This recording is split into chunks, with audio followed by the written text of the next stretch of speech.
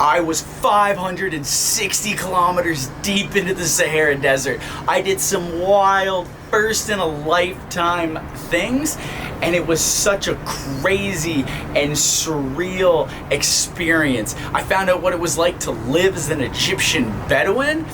I sandboarded down huge sand mountains, visited hot springs, and found out what the real definition of moonlight really is. Okay, so this was my 2-day excursion into the Sahara Desert. Now, it started with, we left from Cairo and we drove all the way out to the Bahariya Oasis, this beautiful oasis kind of in the middle of the Sahara. Now, when we were there, we got some, tea and food. We got an introduction about what these 2 days are going to be all about. And then we drove out, we went to the Black Desert, we did sandboarding, we did a hot spring, and then we drove to the White Desert, went to bed, woke up, breakfast, on the way home went to Crystal Mountain, and then we were home. And lots of driving, about 560 kilometers worth of driving. Drive here, some more driving here, some more driving there, and some driving with some pretty good views. They all had some really good views, so wasn't particularly upset. Our first stop was the Black Desert. This was a super cool desert because it was everything you could picture a desert could be, then just layered with black rocks, like sand dune sand. So with that, we walked up the hill, I walked up the hill, and as you can see here, like this is a person, very tiny in comparison to the rest of the hill, and then these are cars. They look like tiny little dinky cars. So the hill was actually pretty big. But getting to the top, it gave some beautiful views. The next stop was the hot spring. Super interesting. I've seen a lot of hot springs in my time, and this was definitely not what I was expecting. Wasn't upset by it. Now, obviously you're thinking hot spring, in the ground, kind of natural pool looking thing. And it's not what it was, but it was neat that we were driving through so much sand and desert and yellow, I guess. And then, kind of a ditch down a side road, turn left, turn right. And then out of nowhere were just all these plants, trees and bushes and all that fun stuff. And it was a nice contrast from the yellow to this green. And as you can see, it's not like it's, this yellow green, it's this vibrant green. Now inside the hot spring area, there was a building, and inside this building we got tea, and there was just all this carpet and cushions for this like beautiful sitting area, and then a stream of water that went right through the middle. I don't know if it had any purpose other than visual, but it was pretty cool nonetheless. The hot spring itself was interesting. It was kind of like this, concrete square that just had water coming out of a pipe, and it was like, like kind of a little sus, and I'm like, I don't know what's going on. It's reeked of eggs, as hot springs normally do. It's the sulfur, so I was like, okay, at least it's a real hot spring. I went in for a little dip, felt really nice. So like I said, there was a lot of driving, which was not bad because it was good views, but the real driving started when we started ripping through the desert. Now this was fun as hell because we were ripping through the desert, avoiding rocks, going through fat sand dunes, and it's just like, are we gonna tip over? Are we not? Is this where I die? Is this where I actually get stranded? Let's find out. But otherwise, it was actually pretty rad. He kept it to not too crazy of a level, nothing that I would have done if I was driving, because I would have been trying to catch fucking air in this Land Cruiser that we were driving in. But, him being the responsible adult that he is, we had some fun, but nothing too crazy. I noticed about halfway through the trip that this motherfucker was driving without a speedometer. I just glanced over, I was like, oh, neat. Okay, it's just at zero. It's been at zero. I was like, okay, this guy just knows what he's doing. He's got the feel for how fast he needs to be going. So while he was driving, he was an absolute fucking lad. I just looked at him, I was like, Habibi, can I sit here? He's like, Habibi. And I was like, my man. So I jumped on the windowsill and, you know, as I do for the best kind of shots, sitting on the the door, you know, holding on kind of for dear life and videotaping outside the window. Now, it was sick because he absolutely did not slow down. He didn't seem to fucking care. I probably looked like it wasn't my first time hanging out of a car like that while videotaping, so maybe that's why. But nonetheless, he still kind of ripped around, and it was a hell of a good time. Stop was sandboarding. So this is actually the thing that I had never tried before. And if y'all know me, you know I love X-boarding. Whatever it's before it. Longboarding, snowboarding, skateboarding, surfing, I know there's another word boarding in it, wakeboarding, all super fun. I've done them all, I love them all. Sandboarding has been a thing that I've wanted to try for a very long time. Obviously, I've just not been around, you know, fucking sand. So I was stoked to try it. It was super fun. I fucking ate it, you know, but makes for a good video. Always gotta have the GoPro. Oh, baby.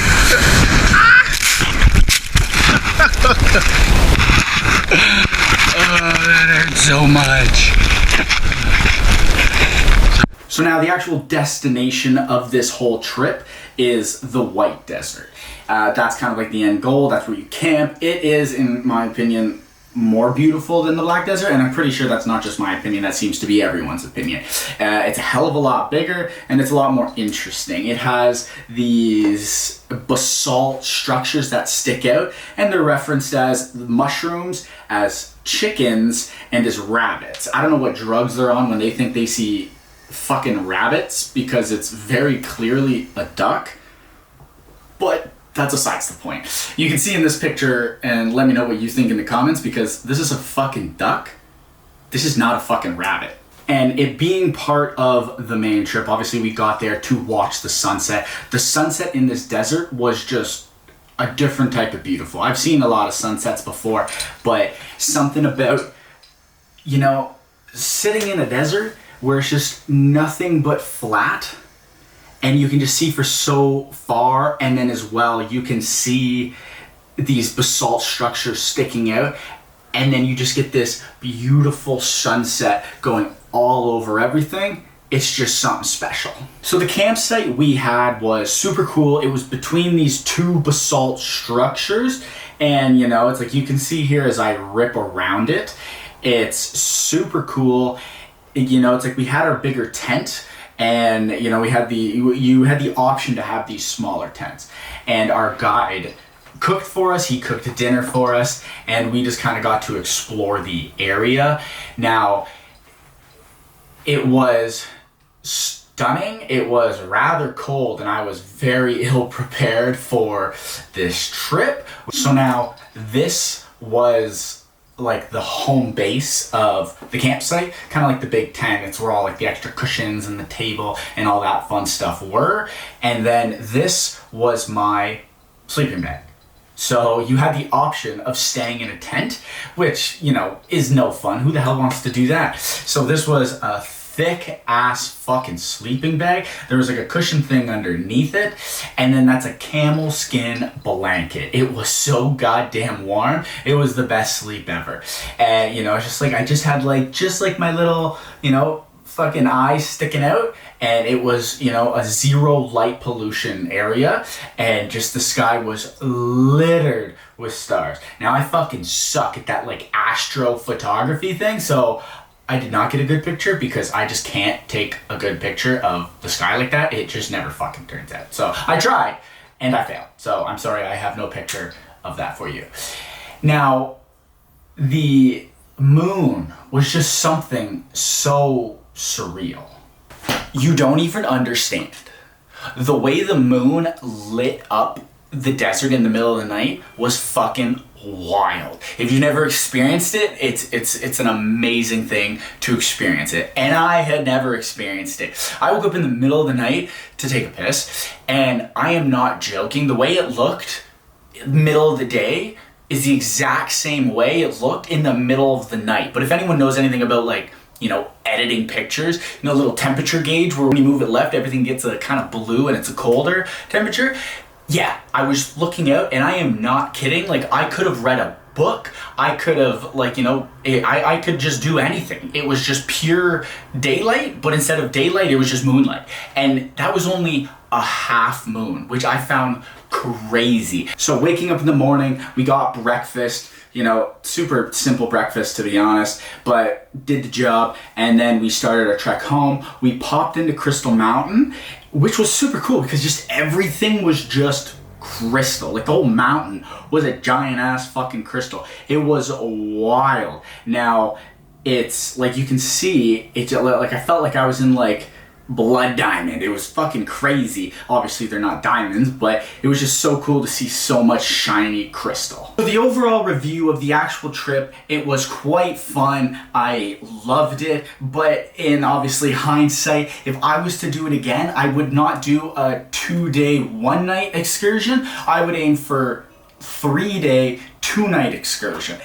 I found that it was rushed. So like, I just told you about all these places which were great, but in reality what it was we got to Black Mountain and he was like, "Alright, you got 20 minutes, go hike that mountain." And it's like, okay. So it's just like, haul ass up there, take some pictures, go. And he's like, "Alright, next stop, Hotspring." Like, we got there, he was like, "Alright, here's your tea, you got 20 minutes, 25 minutes. He was like, "Then we're going." And then it was just like, next stop, Sandboarding. It's like, sweet. And like, mind you, Sandboarding was like an hour away. So we drove to Sandboarding. He was like, okay. He was like, you can go down probably only twice because it's fucking hard to walk up those fucking hills. And it was just like, boom, we go down, go up, boom, we go down. He was like, "All right, grab the boards, let's go." And it's like, okay. He was nice about it.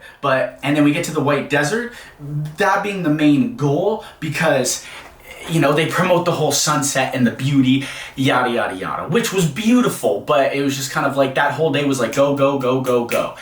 And once we got there, obviously it slowed down. And in the morning, we woke up and it was like, okay, here's breakfast. It was a slow morning, so that was fun. And then it was driving to Crystal Mountain. It's like, "All right, you got 10 minutes, go." And, we explored for fucking 10, 15 minutes. And it's like, "All right, we're going."